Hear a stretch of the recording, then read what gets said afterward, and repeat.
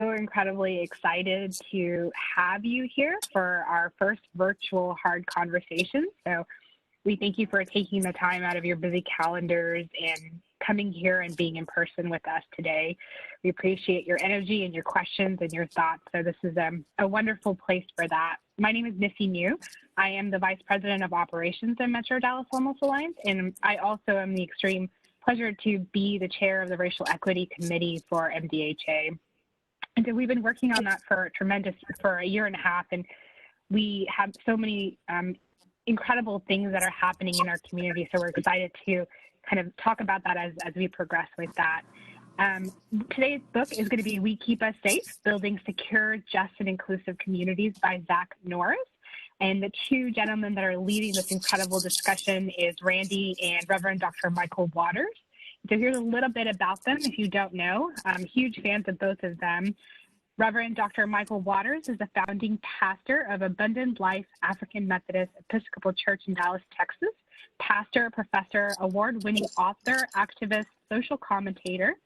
Waters' words of hope and empowerment inspire national and international audiences. That's definitely very true. Randy is a renowned business consultant, speaker, book reviewer, and well known for his synopsis in his 15-minute business books, as well as CitySquare's Urban Engagement Book Club. And I've had the great pleasure of attending those as well. So I'm going to hand it off to them for their second time of teaming up for hard conversations. And thank you so much for joining us, and I look forward to the conversation. Thank you. And thanks to all of the folks at MDHA for joining in here. And I am trying to adjust one thing. Let me see if I can get that done. Okay, I'm not going to get that done. So I'm going to change the way the world works. Okay, that's all internal on my screen. So give me just a second. I do hope you have the handout handy, printed out. It will be better if you have your pen in hand. And I am about to launch into the handout. Hold on. And there we go. Good afternoon. I think this is the fourth synopsis I've done for Metro Dallas Homeless Alliance. I'm not sure about that, but I think that's correct. And so I know that we did Housing First and Toxic Inequality, and I think there was one more. I have been reading books, preparing multi-page comprehensive handouts on the content of the book for 22 and a half years. Social justice books and poverty and homelessness for over 15 years. And so this is something that I have done and I believe in. I do not present books that I disagree with. If I read a book, just do not like it and do not agree with it, I will not present it. And so you need to know up front that I agree with the premise of this book, and I agree with its analysis of some of the problems we face. But I want you to know that most of what I say in the next 35 to 40 minutes, give or take, is not me speaking. It is my goal to let the author of this book speak. And the author is Zach Norris, and he is the executive director of the Ellie Baker Center for Human Rights in Oakland, California. And this man, Zach Norris, has had a history of community organizing, of helping people, and he is now the executive director of an organization named after a woman who was an absolute civil rights icon for that part of California. And so he is now the director of the named after her, and he is involved in community help. And I want you to pay special attention. I'm actually on page 4 of the handout. So if you've got your handout, turn to page 4. We're going to do a little jumping around. That's the way I do this. And I want you to pay special attention to the name of this book. We Keep Us Safe. And so it's a great name. Number one, This is something we do. It's not something that somebody else does. It's not something that one person does. This is something that we do. The second word is keep. In other words, it's hard to get there and it's hard to stay there. And then the third word is us. Who do we keep? All of us, the people within our community. We keep us safe. That is free from, safe from harm. And harm is a very big word in this book. I really like the use of the word harm. And so the subtitle is Building Secure, Just, and Inclusive Communities. So we keep us safe, building secure, just, and inclusive communities. Now, I think that the book was published for the current moment in our country, but I want you to know that if you hear all of the discussion of we ought to change the way the police is funded, the police departments are funded, we ought to do other things in the community rather than just send police officers for every bad problem. This book really was ahead of that curve.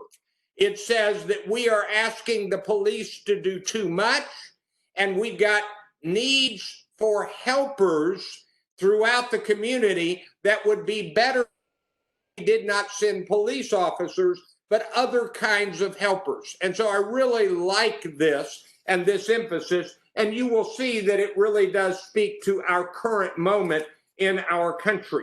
On the left side of page 4, I've kind of got what I think is the heart of the book in just a few phrases. This is a direct quote from the book. We have an obligation to make matters better whenever we can. This obligation is also to the people that incarcerated folks might harm upon release. Hurt people hurt people. But also true is that healed people heal people. And so what he's saying in the book is if you have somebody who is incarcerated and that person healed in the process of being incarcerated, then that person can come out of the prison, out of incarceration, and bring even more harm to the community.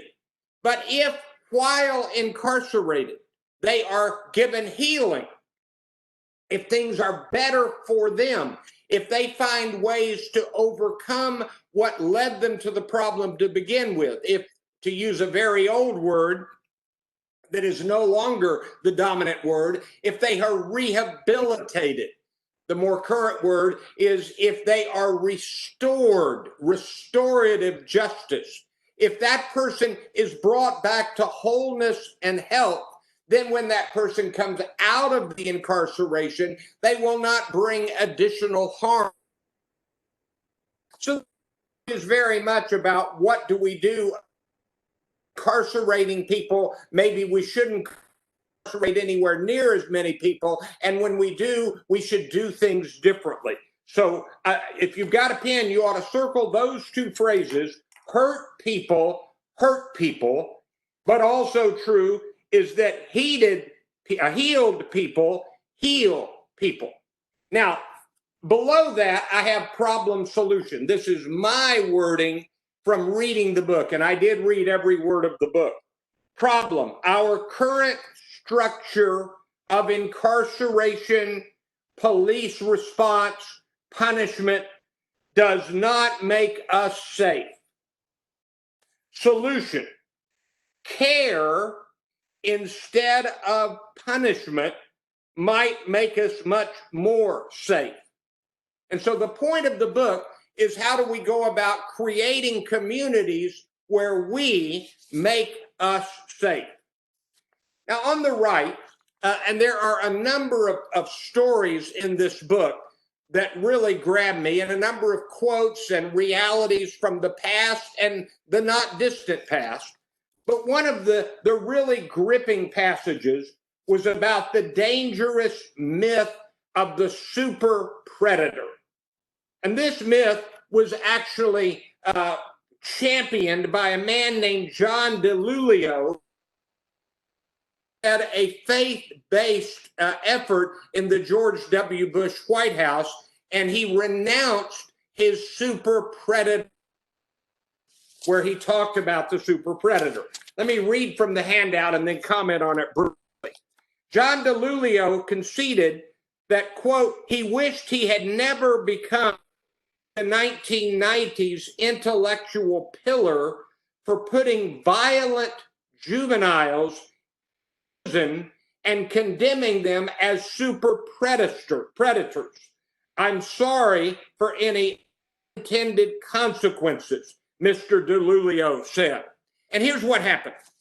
He said, when you have a teenage boy, it was especially teenage boys, and they got out of control, and they began to get on drugs, and then they began to steal things, and then they began to get become violent, and you lock them up, and you had to keep them locked up, and you had to protect society by separating society from these super predators. And so he was a champion of imprisoning a lot of people, and both Republicans, Democrats. Hillary Clinton is one of the Democrats who became someone who agreed with this premise. It has now been looked back. One, it didn't come true.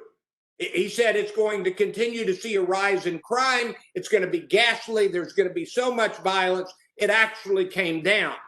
But number two, he discovered that didn't help. And so he apologized. He said, I'm sorry for any unintended consequences. So that is a critical piece of the history and kind of the run-up to this over-incarceration era. Now, what I say is first, do no harm. Those with disabilities, for example, are especially vulnerable.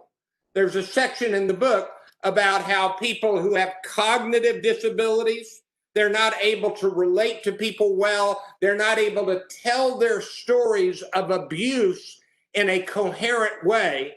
They are especially vulnerable for attacks and abuse. Consider that those whose jobs depend on blank, and I've got a blank there because this would affect a fair number of people, but think about, especially, and he talked about servers or waitresses, and their jobs depend on tips. That means their jobs depend on having good relationships with customers, and it is a traditional hotbed of abuse, of inappropriate comments and inappropriate touching, and even leading up to sexual assault, stalking among customers who pick out a favorite waitress, for lack of better terminology. And so you've got to understand that we go back to the title, We Keep Us Safe. We have to keep our eyes open, not to the bad guy, but to the safety of the person. We see the people. And he also says, we see the things that led people to being the bad guy. And so we open our eyes, not as a police officer helper to doing bad. I'll use a business analogy. You need to manage by walking and wandering around. You need to wander around your community and interact with the people in your community. And you need to be on the lookout for a person who might become a harmful person. And you need to keep a lookout on the people who might be especially vulnerable to harm. So those are some of the elements in this book. Now, I've got some story on page 4. And the book is filled with stories, and I cannot do justice to them. There's a story of a woman whose parents were killed by a sibling. It's a gripping and sad story. He had been incarcerated multiple times. We could spend all day going over the stories. I've got just a few. Circle this phrase, the separation stories. He has a section in the book where he talks about people who are separated from their family. Think about the immigrant cages, and he talks about that. And then he talks about the children that were briefly separated from their families, and then they and their entire families were locked up during World War II, and they were in the Japanese internment camps. And so, again, the issue is separation. He talks a great deal about isolation, punishment in isolation in prisons. And he says that's the... He has, I did not know this, and I apologize that I did not know this, but he tells stories about families that would spend 2 and 3 hours going to prison to see their relative in prison. And when they got there, the guards would say, "You're wearing the wrong color clothing. You're wearing the wrong clothing." They could take your button, they could take your zipper and make it a weapon. They would turn families away for what they were wearing. So the families would learn with multiple changes of clothing. And all of this was the way to keep people separate from. Back on the handout, so many people put away into isolation. And there's a wonderful, no, that's not correct. There's a terrible story about a wonderful man named Alan, who is a father, cared for his son, Jarrell. Alan was what we would call a shoe man, but he didn't shine shoes. He cared for shoes. He was a shoe care man. Long story short, Jarrell got into trouble. He got into more trouble. He went into a prison and then into youth prison again. And at one point, he stole a car. Ultimately, he had himself in youth prison. And what Zach Norris is saying is the separation from his family was critical in this story. He talks about the first, is my wording, but this is what he's talking about, the first impulse of police. When a police officer arrives at a spot where there is difficulty, how can we stop the bad from happening impulse? In other words, the police officer is there with a police mindset instead of a helping, caring mindset. And so the book strongly recommends that we need some first responders who are not police officers, but they are trained to take care of mental illness problems or trained to take care of addiction problems, to see the person who is causing the ruckus not as a danger intentionally, but as a person who needs to be helped and healed. And so he talks about how in his part of the world, in that part of California, there was a time when teenage boys would grow and they would go and work in the factory. And then the factory lost its jobs and other entities lost their jobs. And now, to use an old phrase, the teenage boys go hang out on the street corners, and that opens them up to problems because they don't have anything productive to do with their time because the job lost. This is a serious problem. But if you've got your pen, put a box around this next paragraph. It's disgusting. And I had a vague memory of this. It's about a man, I don't know that I'm pronouncing his last name correctly, John Burge. He was a police officer, a leader of a police section in Chicago. And for nearly 20 years, from 1972 to 1991, he was in charge of a group of police officers who it is now known without a doubt tortured confessions out of people that had been collected. They tortured confessions out of them, and most of those tortured confessions were for things they did not do. And when I say torture, I mean electric charge.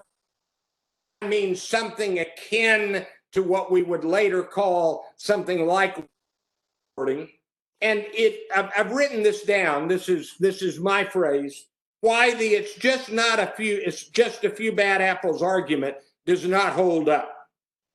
When all of this came out, that police leader, John Burge, and the mayor, Richard Daley, police officers and the courts all kind of unofficially worked together to protect the evildoers in the police department. And this is a direct quote from the book and from the case. Their genitals were shocked with, and loaded guns were placed inside their mouth and pointed at their heads during rounds of Russian roulette. Burge called the electric shock device the N box, and you know what the N stands for.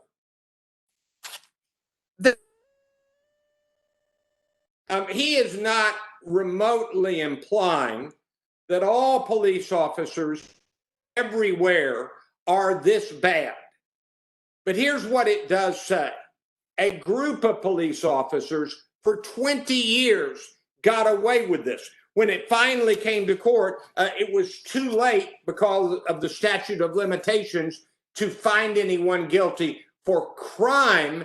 But later, John Burge was found guilty in a civil case, and he was sentenced to 4.5 years in prison, and he spent 3.5 years.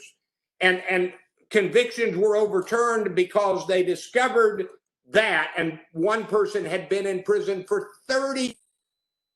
But convictions were overturned because they discovered that it had been tortured and they had not done it. So those are kinds of stories that you will find in this book. I've got a few more points on this. There is plenty of blame. There are bad police officers. There are bad money makers. But there are also people with good intentions who bought into things like tough on crime, let's imprison people. And they had good intentions. They wanted to keep the neighborhood safe, but they ended up making decisions that were harmful, full of harm for the communities. And so that was very important. I created this little formula here that's on your handout.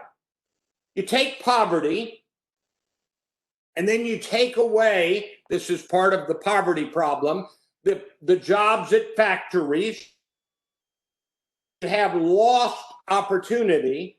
So poverty plus lost opportunity, plus school debt, which is mounting high, and then add to it plus incarceration for the community. Now, it says that our safety model is actually a framework of fear. And one of the things he says, if you have a teenager who does something wrong in school, but not criminal, wrong, but not criminal, they bring in the school police officer. They end up bringing in other police officers. The student is in essence arrested for behavior that should not be criminal. And once you start the school to prison pipeline, once you arrest them for this behavior, you then take away the healing possibility and you make them harder, and now they become harmful people. And so we criminalize youthful misbehavior. He has a very interesting idea. He says we actually need some rules that we put in place to break, and we put the purpose and break some rules, get those wild oats out of their way, where the healing can help without it being criminal. I'm not an expert on it, but that was an interesting section in the book. All right, turn to the next page, page 5. Why is there such a shortage of housing? And the reality is there is a shortage of housing. Is very real. The book has stories where the city come in and take away everybody's carefully personal encampment, and there's no place for these people to go. And then they criminalize the behavior of having nowhere to go. Of the vagrancy charges during the Jim Crow era. And it's ghastly. Well, as I read the book, I came up with 2 reasons why I think there's such a shortage of housing. Number one, the U.S. alone, among other such countries, does not provide the kind of help the poor need. For example, true vouchers use with mandated demand for safe housing. This was also in the book that we presented, Housing First. And the idea is that someone who does not have the resources to rent or buy a house should be given a voucher. And that voucher is given to the landowner, the landlord, the owner of the house, and that is worth X number of dollars, 30% of whatever income that person can come up with, 30%. And then the government pays the rest. This is, in fact, the process in Great Britain. And he says we've got to do that. And that means that they're not stuck in I'll use a terrible word, a ghetto area where they cannot escape into better housing. And so that's one reason. The second reason, and he really makes a strong case for this, is that the cost of housing is artificially driven up. Why? Because the apartment buildings, the housing is being bought by speculators for the purpose of driving up the cost and selling it for a profit. And then the next round, the rent goes up. So those are 2 of the reasons why there's a housing shortage. Now, there's a major section in the book that is about Proposition 13. So Rudolph is set in California, and in 1970, California voters passed Proposition 13. I lived in Southern California during that time, which essentially locked in the tax on a property to the year the property was purchased. These are direct quotes from the book in italics. An example in real life numbers. Investment magnate Buffett paid property taxes of $14,400, 2.9%, on his $500,000 home in Omaha, Nebraska. But on his $4 million in California, he paid only $2,264, or 0.56%. That was in 2003. In other words, the money that California needs to run the state, the money they need was out of their coffers by Prop 13. So look at this quote, it's critical. From 1980 to 2000, California built 20 prisons, and just one bag of money wasn't big enough to build both as needed, so they said we better build the prisons. From the state's general fund revenue in 1970, correction 3.7%, nearly 14% was allocated for the state university systems. In 2014, corrections received nearly 9%, and the state university system received 5.2%. They're not investing in universities. They're not investing in education. They're investing in prisons, and that is the problem. Now, what we're going to do is we're going to pause here for a minute and turn to the front. We're going to come back to the back when we get to the findings and the recommendation. On the front page, page 1, underneath the book image, I say, what is the point? We need a safety force that is at least as visible and available as the police force. We have to find ways to care, not just continue our way and separate.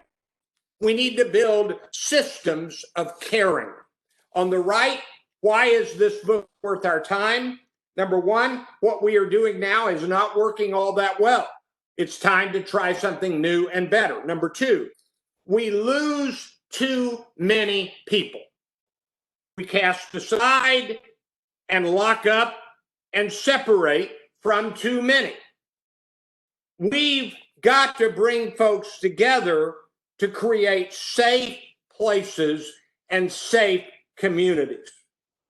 And number three, we get what we invest in. Our resources, what are we getting for our investment? In the book, there's a great amount of discussion about the militarization of the police forces. Not the act of the militarization, but the money granted to police force to equip them and this militarization, and that makes people feel very unsafe. Now, what you have for about maybe 2 full pages are the best highlighted passages. You know how you underline a book? I underline with my finger in the Kindle app, and these are best of my highlighted passages. I'm going to read just a few of them. When you see it in larger font or bold, I did that. Look at number 3.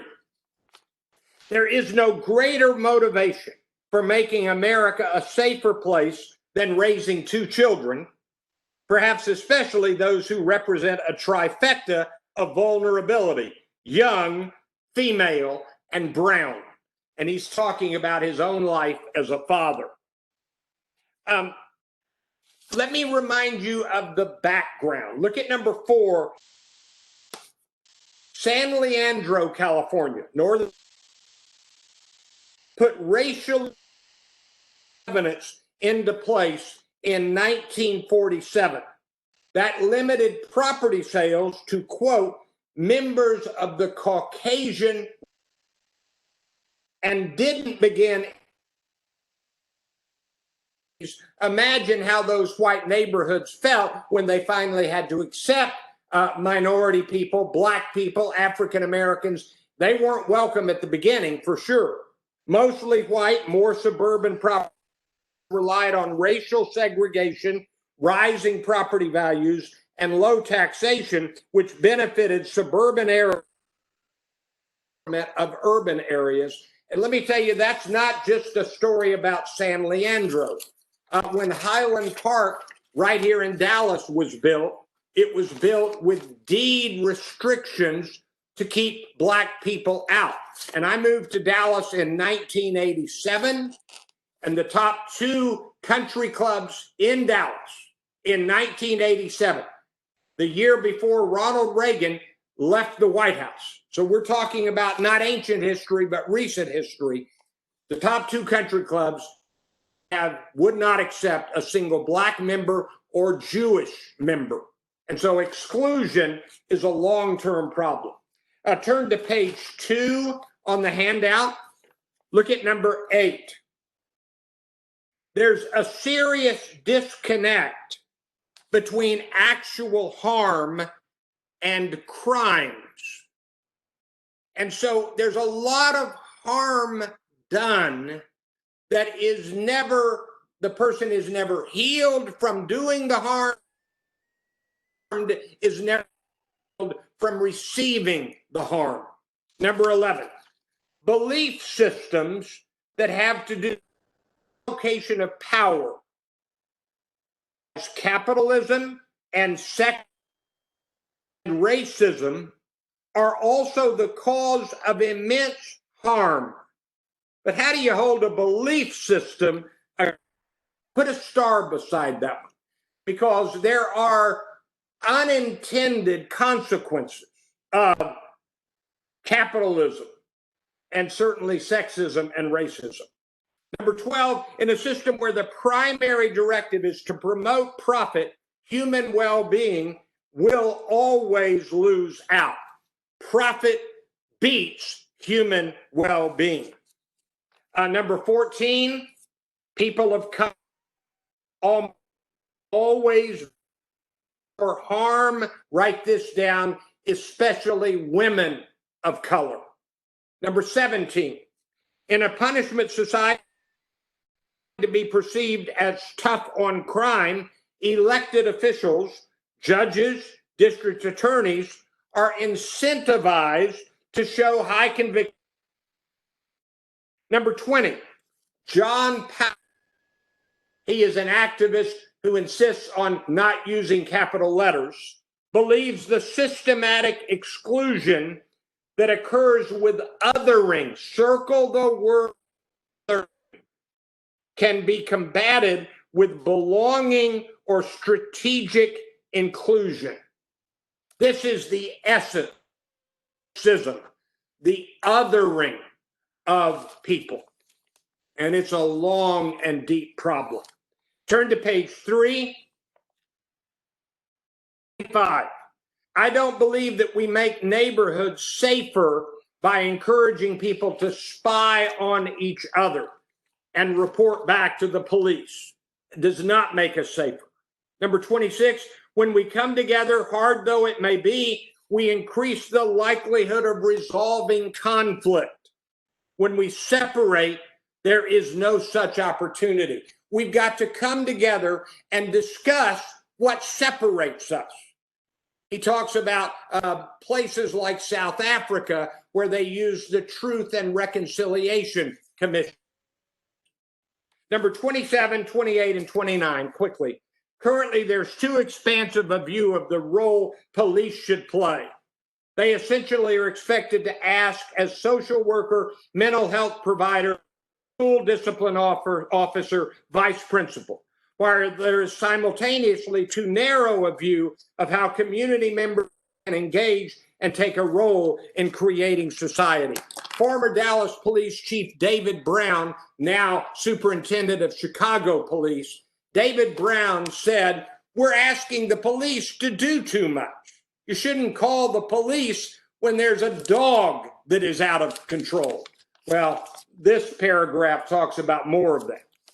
Number 12, someone shot in our neighborhoods, we deploy law enforcement, enforce, but we therapists and counselors enforce to help folks deal with the after effects of violence in our community. And number 29, reentry programs that provide support with housing and jobs training for all who are released from incarceration and psychotherapy for those with mental health needs are assisting, helping people become productive members of their community. All right, turn back, if you will, to page 5. got to wrap this up in about 4 minutes. I'm going to read fast. I'm at the bottom, some of the recommendations.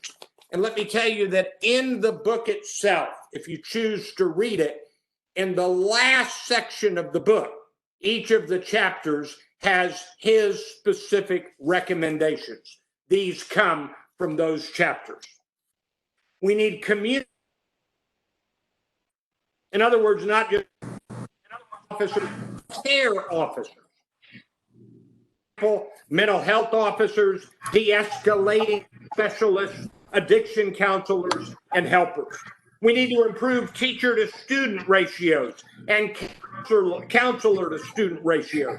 Especially for adolescent years, our schools should experiment with rules made to be broken and adapted as learning experiences for youth. Circle this, rather than zero tolerance policies which criminalize students without giving them the breathing room to mature.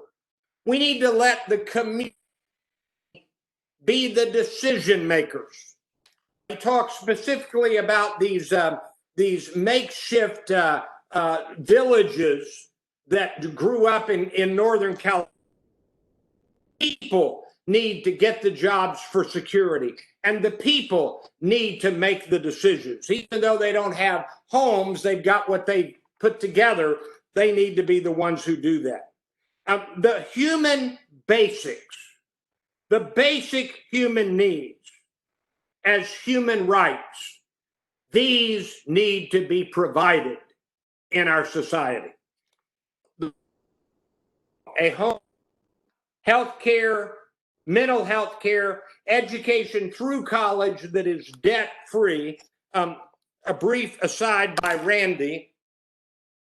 When we talk college, we forget that through the 40s, 50s, into the 60s, a high school diploma was enough to get you a livable wage. Now it's not. So college debt-free. Universal guaranteed unconditional monthly child allowance payments. You got to have money. You need to institute, don't spy, instead see. I don't watch my neighbors, I see them. We make our community safer together. Practice restorative justice. Circle this and do some research on this. He talks about, imagine what it would be like if a teenage boy had a car and instead of going to prison has to the owner of the car apologize, make amends, and pay back, and grasp that this would help the community. That's restorative justice. And he says, provide a sense of agency in charge of your life. And then implement SEL programs in schools. And these are self-awareness. It's a whole child philosophy. And it is, I got to find the right phrases here.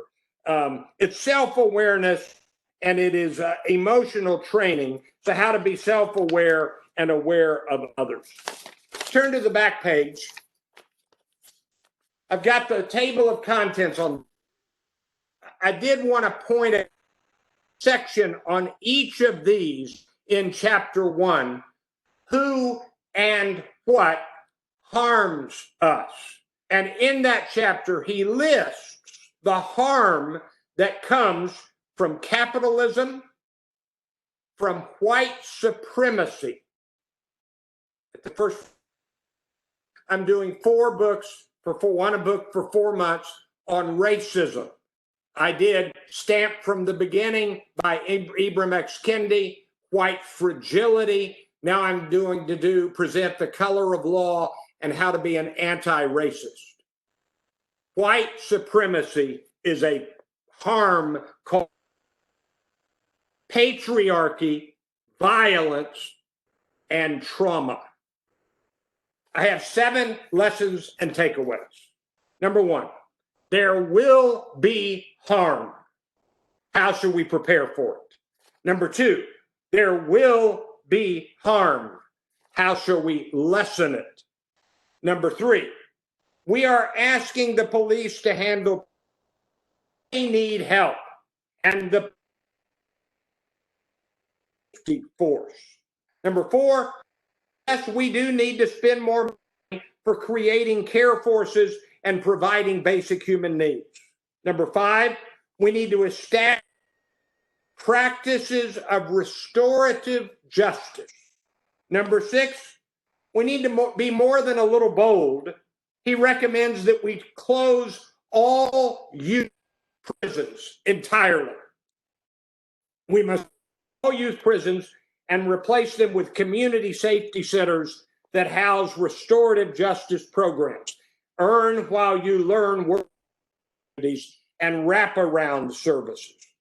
And number 7, we need to know each other within community so that we can keep us safe. So that's the book, We Keep Us Safe, Building Secure, Just, and Inclusive Communities. And I am now finished. So David, Nissy, back to you. Thank you very much. Wow, that was incredible. Let's go ahead. Yeah, if you can't hear people clapping, I can see them clapping. People who are brave enough to share their video. So let's now go to Dr. Waters. So I think the reason I invited Dr. Waters is because I said, you know, Dr. Waters is the best person I could think of to connect this to what's happening in Dallas.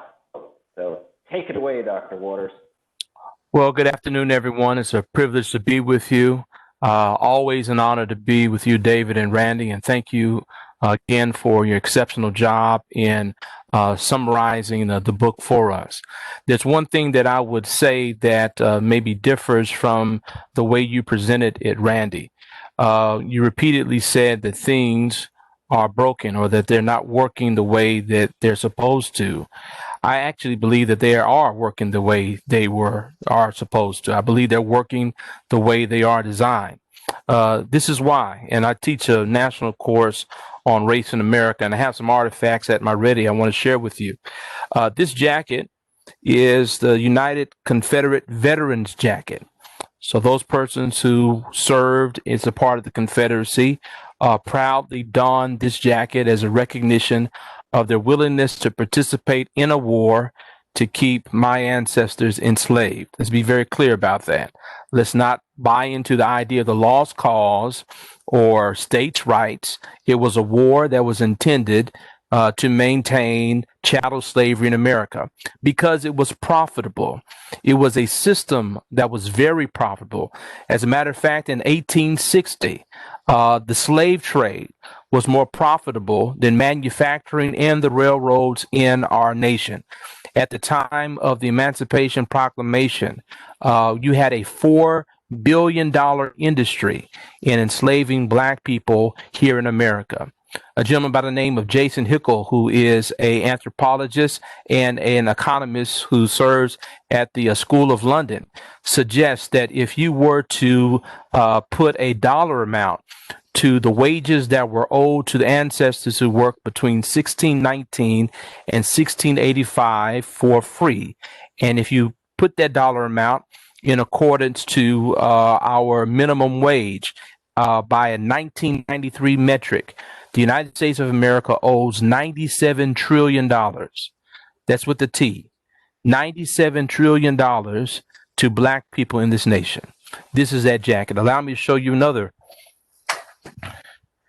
This is a 1920s era, authentic Ku Klux Klan uniform. You're familiar with this. This is the hood. Here's the robe. For those of you who don't know, the blood symbol in the middle of the robe is to victimize or allow white people in America to take on a position of being victimized, suggesting that they have shed white blood in opposition of the advancement of Black, brown, and indigenous people in this nation. It is propaganda in and of itself. Now, why am I stepping us through the Confederate monument, the hood, the robe, and now finally this card from 1934? A gentleman by the name of W.E. Cole. This is his Ku Klux Klan card that shows that he's a dues-paying member in right and regular standing with the KKK right here in the city of Dallas. So, at the beginning of the 20th century, where do we find the largest KKK chapter in America that is informed by the Confederacy?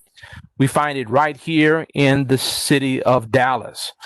Where do we find the longest serving mayor in Dallas's history other than our most recent mayor, Mike Rollins? You find it in the personhood of R.L. Thornton. R.L. Thornton is also the Grand Wizard of the KKK in Dallas. He's also the president of the State Fair of Texas. Not only that, but he is the president of the Mercantile Bank during the time and era when the redlining maps of Dallas are created.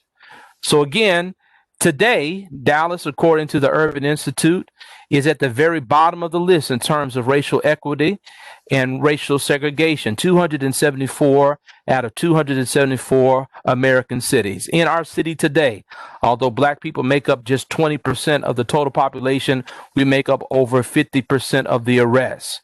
And I can go on and on and on about the overrepresentation and disparities that are here in our city. And let's be very clear, it's by design, and it has worked out very well for some people. Some people in our city make a ton of money off of the oppression of Black, brown, and indigenous and poor people in our city. And they are of no desire to change what has proven profitable for them, even to this day.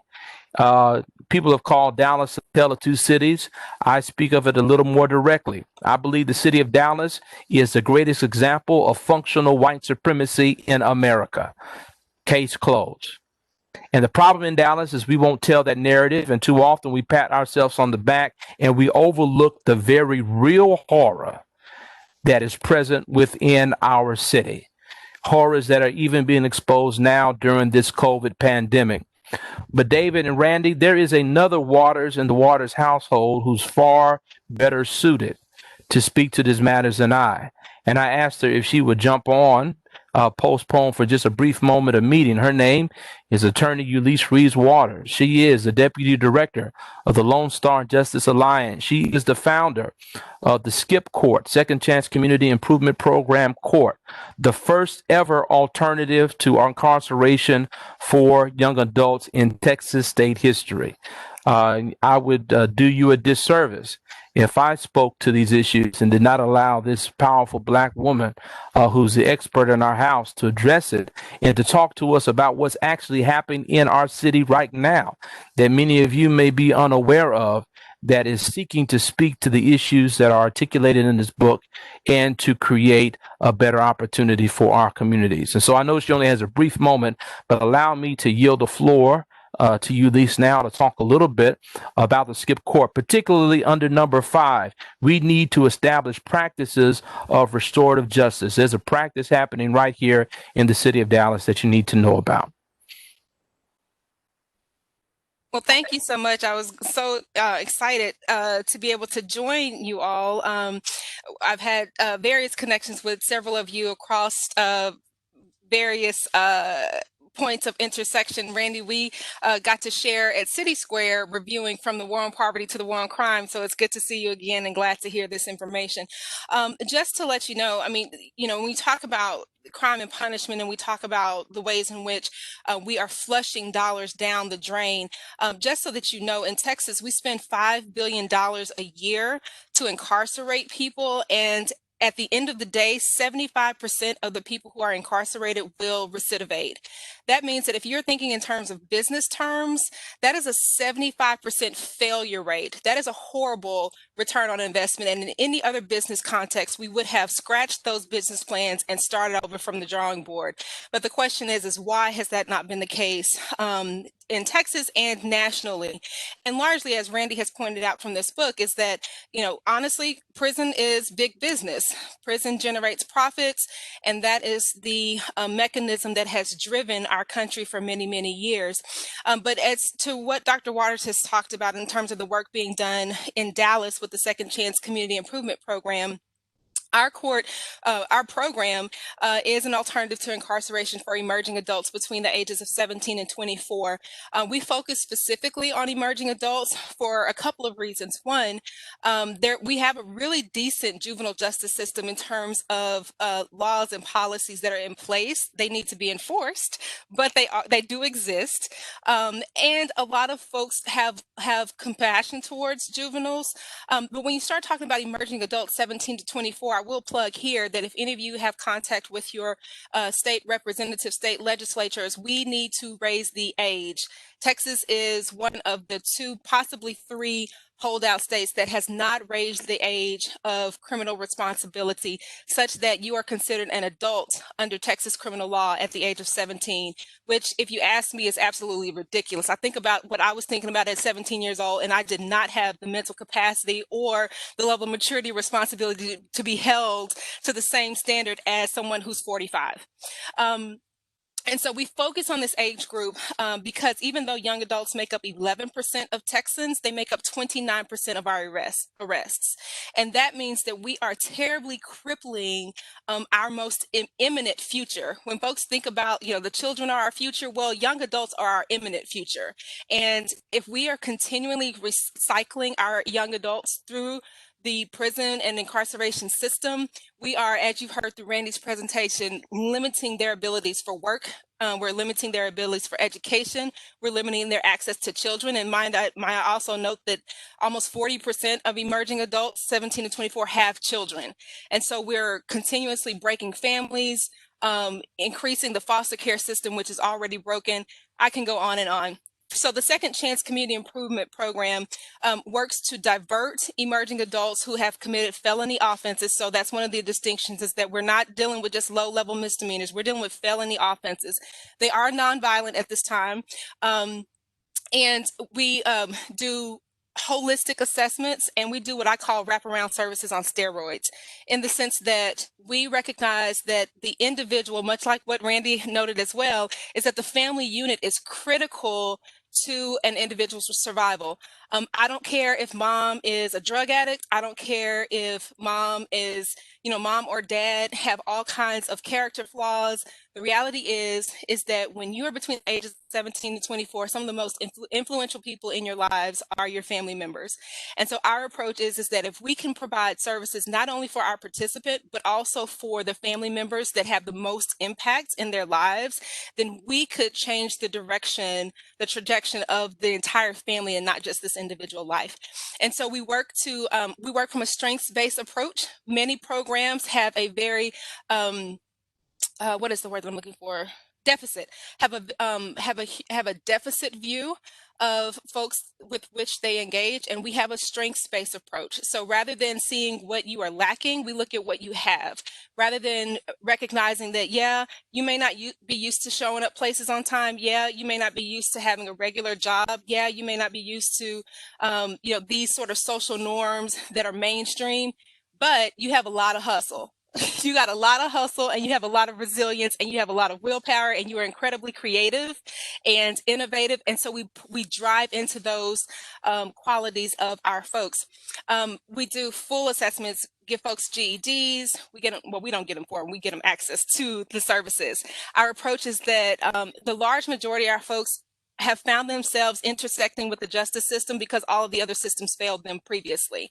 And that's typically what happens. So when the foster care system fails, the education system fails, the housing system fails, the healthcare system fails, they all intersect at the criminal justice system. So we address those underlying needs, provide those wraparound services, plug folks into community, into their passions. through community engagement electives. We don't use community service. So like you committed this offense, you get this many hours of community service. No, no, no, no, no. You get to complete 100 hours of community engagement electives that expand your horizon, deepen your interest, and drive you towards what is your culminating project, your capstone project, that then plugs you into how to better your community. We do holistic training and education. We teach about council members, commissioners, why they're important, why voting is important. All of our folks get taken to the polls to get registered to vote and to go vote. And when they graduate our program, which is 9 to 18 months, their cases are dismissed and immediately filed for expunction. So they leave from our program with a clean record and continue access to our services. That's a really quick overview of all that we do. We also do not see ourselves as Dr. Waters, can you mute for me? We got a little echo. Thank you. We don't see ourselves as the direct service providers. We partner with organizations that are already doing the work in our community.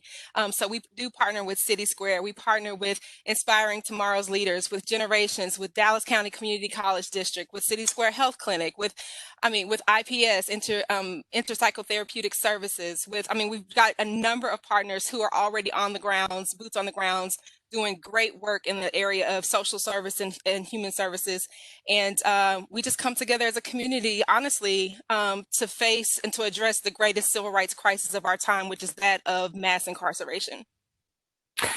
Thank you. And let me say this, policing in our society, the very origins, the epistemology of policing in the South are the slave patrols. Slave patrols were intended to apprehend Black bodies seeking to be free and to return them to their oppression.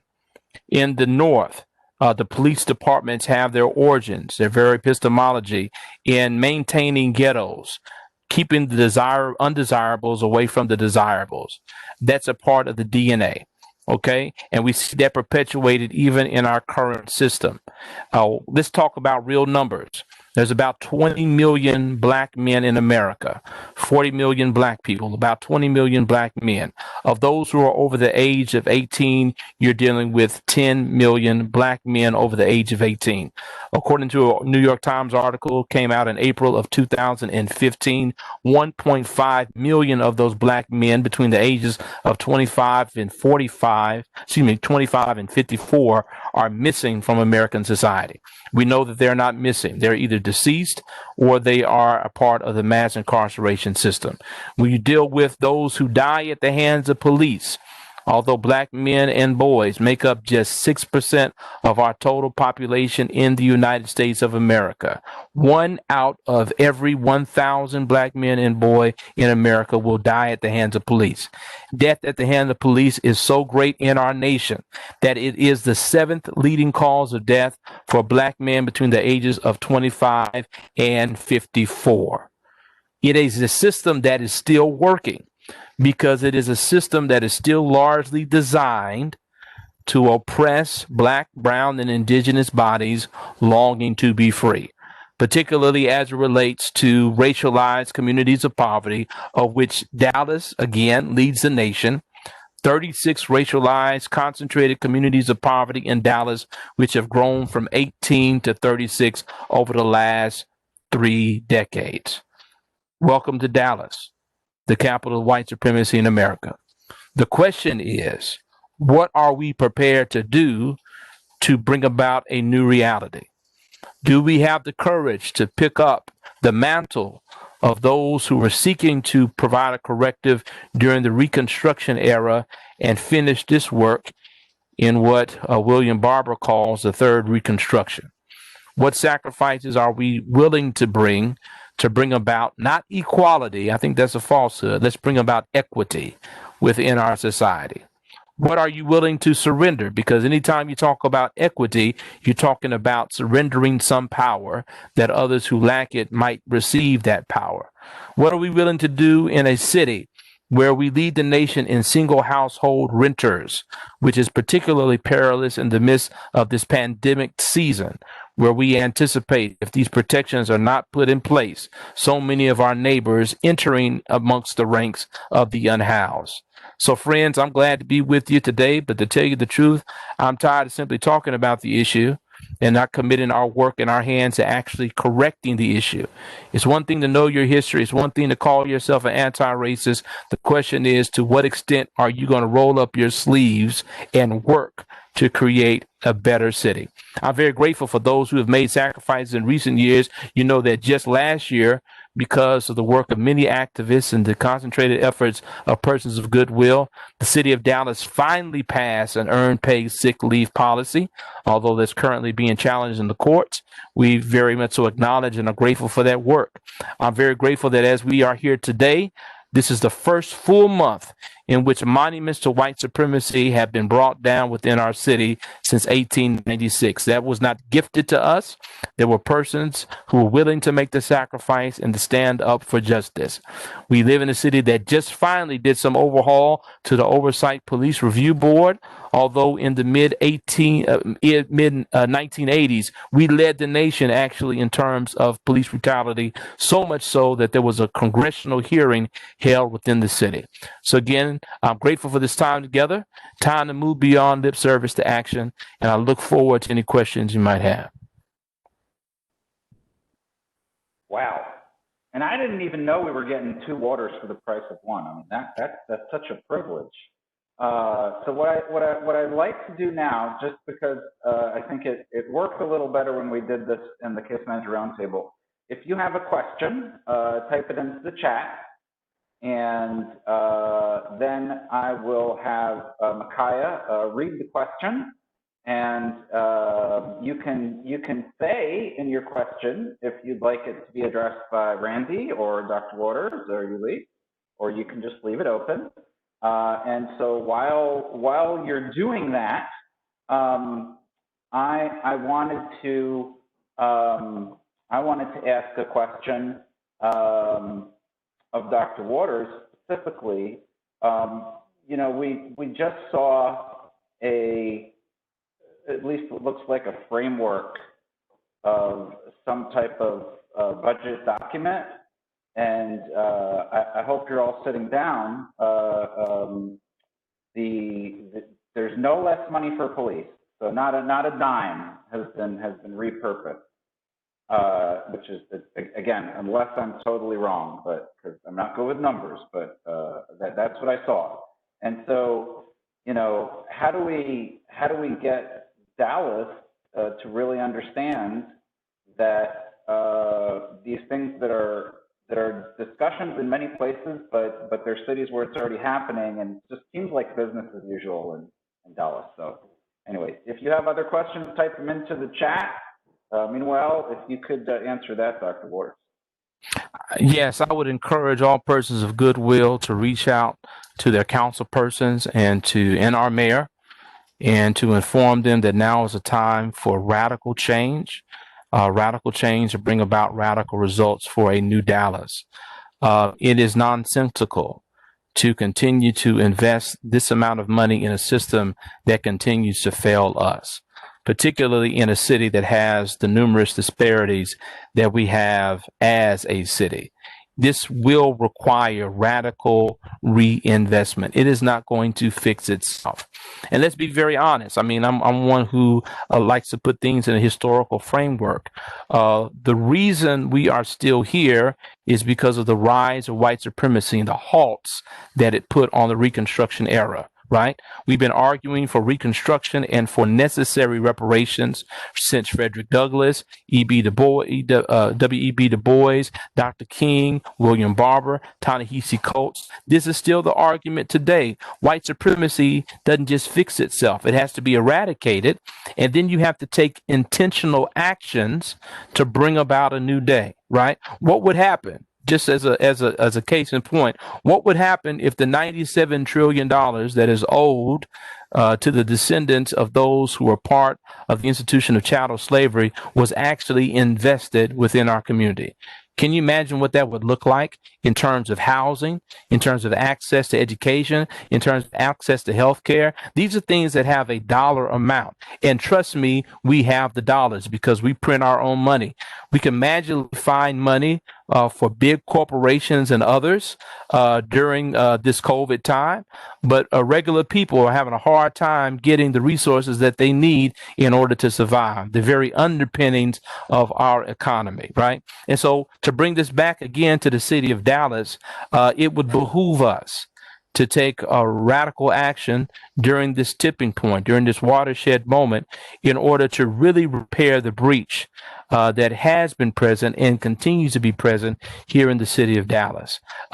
Behind these statistics are real harms. There are people who are dying every day, who are living in abject poverty.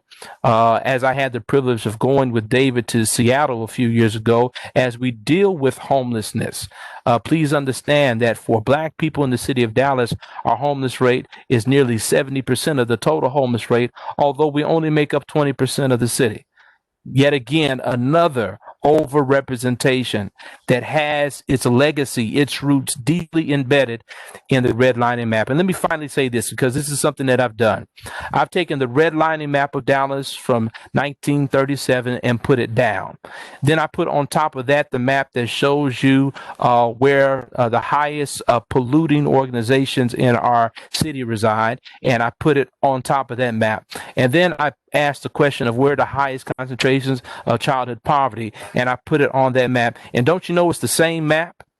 It's the exact same map since 1937 to today. Every horror, every harrowing reality can be known by looking at the redlining map. Now let's bring that further. 70% of the areas in the redlining map in America that were redlined remain impoverished. 85 to 90% of the areas in America that got the green designation as best, or even the blue designation as doing okay, remain upper to middle class to upper middle class. This was numbers before COVID. So imagine that we have a map that's nearly 100 years old that still to this day tells you about your livelihood if you live in that certain demographic, live in that certain geographic area, live in that certain zip code. That lets me know that there's a design, the segregated by design, this color of law, that there are things that are still functioning as they were planned to function that we need to correct. All right, looks like we have two questions. Micaiah, why don't you go ahead and read the question?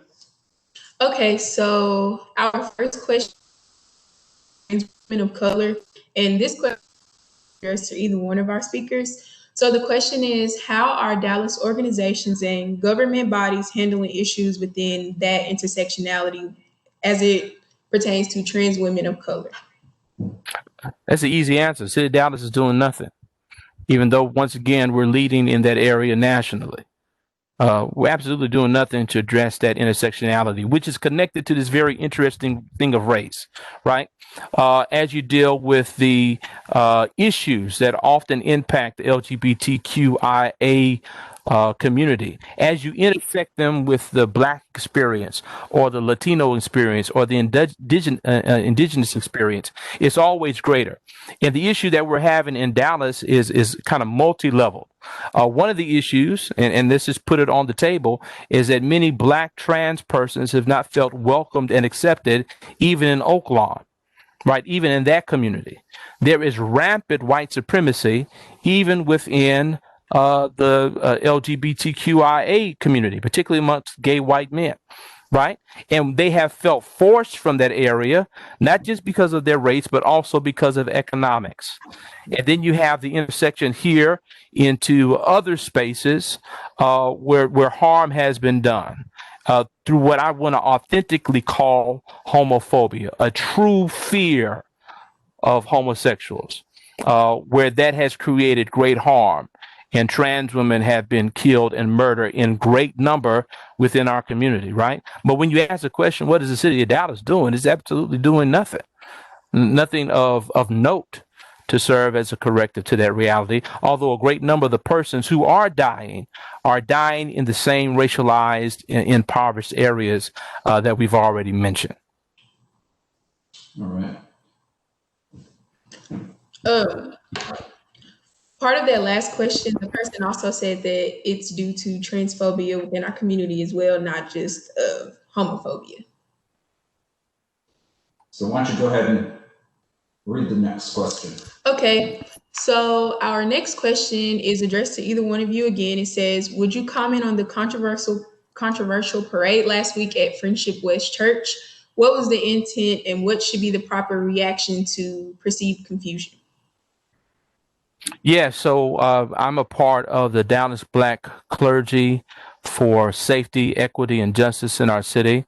Reverend Dr. Freddie Haynes is also a member of our collective, and we were very concerned about what that action meant, not only for him and for his congregation, but for our city. Now, I've come from the African Methodist Episcopal Church tradition, and we're only 5 years removed from the time a young man named Dylan Roof entered into one of our spaces of worship and murdered 9 of our ministers and members.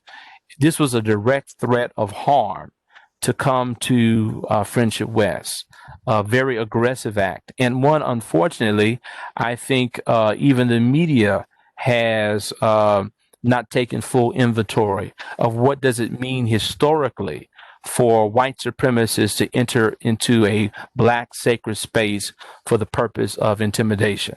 It was back in February that I was sitting beside and interviewing one Sarah Collins Rudolph. Some of you don't know who Sarah Collins Rudolph is.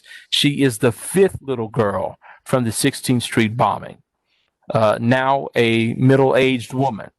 And as I was sharing with she and her husband, I could not help but to study the scar tissue that still surrounds the eye that she lost as she was a little girl. There is a long history of aggressions against black spaces of worship. And that is what happened to Friendship West the other Sunday before last. Every elected and public official should have come out publicly and denounced that action. Unfortunately, many did not. They were very mute. Persons tried to undermine or lessen the impact of what had actually taken place. But let me ask you a question. If 1,000 cars drove up on the parking lot of a synagogue and one of those cars was carrying a Nazi flag, what do you think would have happened? The fact that we had cars with the Confederate flag flying high in a black religious space is none other than an act of aggression and an act of hate. And it should have been routinely denounced, and it was not.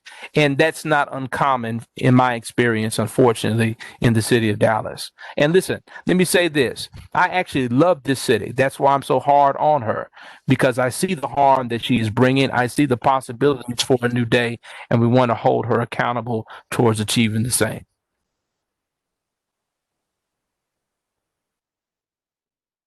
Wow. Incredible. Those were the questions that we had. I don't know about you. I could listen to Randy and Dr. Waters and Yulise for the rest of the day. I mean, I just can't get enough of this. But I thank each of you for just really just a spellbinding presentation. I would, the beautiful thing about Randy's synopses is, I don't know if Randy likes that people say this, but sometimes people say, well, when Randy goes through the book, you don't have to, right? It's like you don't have to read the book because now Randy did it for you. But I would really encourage you to now that you've got a gist of it, hopefully that just kind of like whets your appetite, because this is a very readable book. It was really a pleasure to read, and it really clarified to me. I mean, I think we talk about criminal justice and all that, so we talk about it a lot, but this really clarified to me, what is a crime? I mean, I saw this, and I'll kind of end with this just to wrap it up. I saw something the other day where it was on Twitter, where they talked about the fact that the most common theft in the United States is wage theft. So somebody who is an employer and that employer is not paying enough, is shorting you on what you deserve. And that is a civil offense. And by the way, try to get that money back. You have to usually sue your employer, and who has money to do that? You can maybe get some help from some government agencies. And the worst penalty usually is that if they shorted you $100, they'll pay you somewhere between $50 and $200, right? And now, I was going to say try this, but don't try this, okay? So let's say I decided to, okay, Misty, don't look. I was going to steal this from MDHA. Not a big deal, right? Let's say I tried to steal this computer from MDHA. That's a felony. I'm going to jail, right? But it's fairly uncommon, right, that happens. And so it's this idea that it entirely changed my perspective on what do we call crime. That is a social decision. We've decided that wage theft is not a huge deal, right? But that me stealing a computer would be a huge deal. And the book, he gives lots of different examples about that. So I would encourage you to read it. There is a question here where it says, was this recorded? Can we access it after and send to agencies who missed it? I will put it up on the website, and I'm going to put up Randy's audio recording too, if Randy can send me the audio recording. And I have I'm going to actually let Dr. Waters has a final thing to send us off with.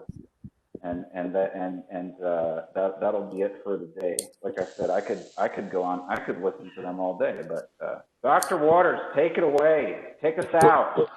Well, listen, I want to thank you once again for a wonderful time of sharing. Randy, you are the man. I wish you were my study partner in school. We could have got some things done. But I always thank you for your summaries. David, always thank you for your courageous leadership. You are on the front lines of making a difference in our city. And for that, I am grateful. To Yulise, thank you for also taking the time to come and share. I think that what is happening with the skip court, with LSJA, is amongst the most important work happening in the city. And I'm grateful that she was able to share that work with you. Listen, I really wanted to let you know about a resource. These have been harrowing days within our city, within our nation, particularly since the public execution of George Floyd and all of that we have experienced since that time. I have a children's book entitled For Beautiful Black Boys Who Believe in a Better World that comes out next month, illustrated by Keisha Morris, with a discussion and activity guide that was created by the Muhammad Ali Center. I'm very honored that Lonnie Ali, the widow of Muhammad Ali, when she got the early manuscript of the book, she thought it not robbery to include her husband's name to the work, as well as the strength of their center. Again, it comes out on September the 22nd. Very grateful for the support it's already received for the last several months since May. Even before we started really our marketing push, it has made it to the top 5 in America on Amazon in terms of sales. It's currently the #1 seller for the publisher. Thankful for the trusted adults, families who are engaged in this resource. If you want to know more about it, you can go to my website, michaelwwaters.com. But I know that many of you, as I have talked with groups recently online in New York, right here in Dallas, in California, other spaces, people are really struggling with how to have these conversations about race, racial violence, gun violence with children in a way that doesn't diminish the impact of those realities, but also points them in the direction of hope. I think this is a resource that might be of support to you. Let me conclude with the words of the great James Baldwin, who said that to be Black and American and to be relatively conscious is to be in a rage almost all of the time. The question that I leave you with is, what will we do with our rage proactively to build the beloved community that we so yearn for? Thank you so much. Thank you, all of you. Thanks for participating. Have a great day.